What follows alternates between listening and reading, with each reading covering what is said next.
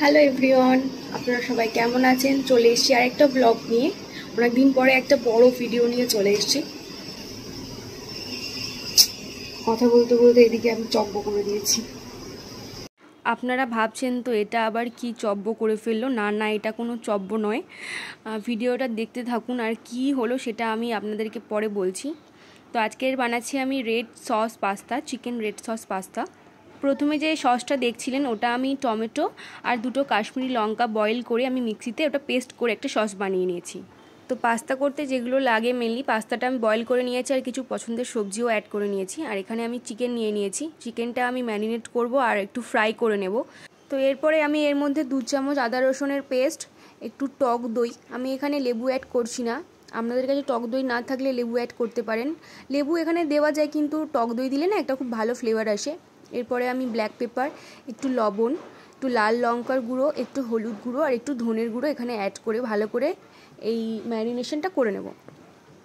প্রথমত একদম রাস্তার পাশেই আমার বাড়ি, আওয়াজ তো টুকটাক গাড়ির লেগেই থাকে। আর দুর্গাপুজো একদম আমার বাড়ির সামনেই হয়, আর এখনও প্যান্ডেলের কাজ চলছে।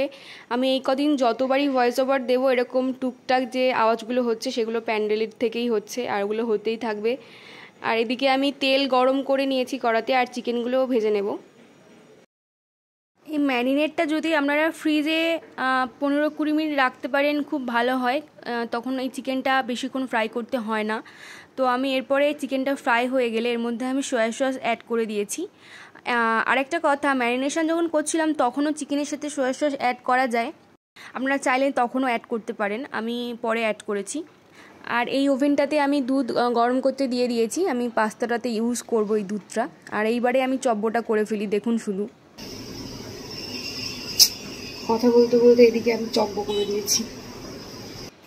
খতম, টাটা বাই বাই। পুরোটা এখন আমাকে ক্লিন করতে হবে। একা রান্না করতে করতে সবটা অ্যারেঞ্জ করে একা একাই ভিডিও শ্যুট করতে করতে যদি এরকম একটা চব্য হয়ে যায় তাহলে তো হয়েই গেল। যাই হোক, আমি পুরোটা ক্লিন করে আবার রান্না শুরু করে দিয়েছি। এখানে আমি একটা কড়াই নিয়ে নিয়েছি, আর এখানে 2 চামচ আমি বাটার ইউজ করেছি। আর এরপরে আমি পেঁয়াজ আর রসুন কুচি কুচি করে কেটে আমি ওর মধ্যে অ্যাড করে দিয়েছি।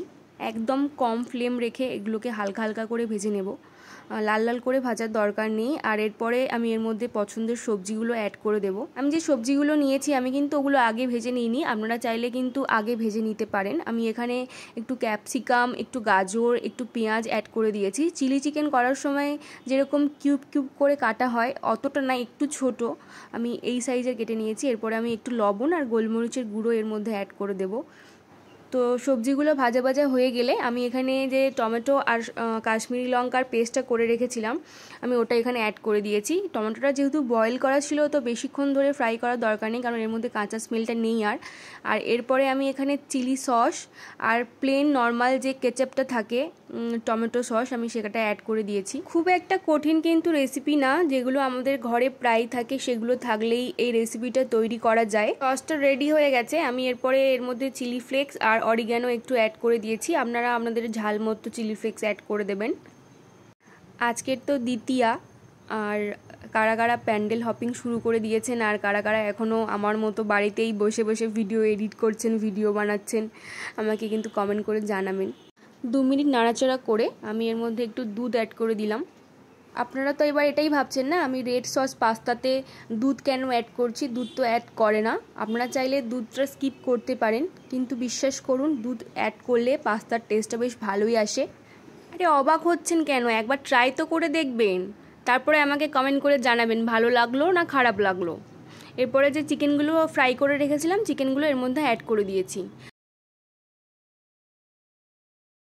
দেখলেন তো কত ইজি, কত তাড়াতাড়ি হয়ে গেল।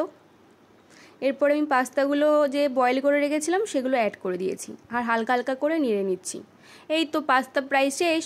আর একদম শেষে পছন্দের মতো পরিমাণ মতো যতটা পরিমাণে আপনারা চান সেই পরিমাণে আপনারা এখানে চিজ অ্যাড করে দেবেন। আমি একটা স্লাইস এখানে চিজ অ্যাড করে দিয়েছি। একেবারে সল্ট অ্যাড করবেন না, কারণ এর মধ্যে বাটার, চিজ, সয়া সস এগুলো অ্যাড করা থাকে, এগুলোর মধ্যে অলরেডি সল্ট থাকে। এরপরে আমাদের তৈরি চিকেন রেড সস পাস্তা, যদিও এটা রেড নয়, এটা ইয়েলো হয়ে গেছে। যাই হোক, কেমন লাগলো আপনারা কিন্তু কমেন্ট করে জানাবেন।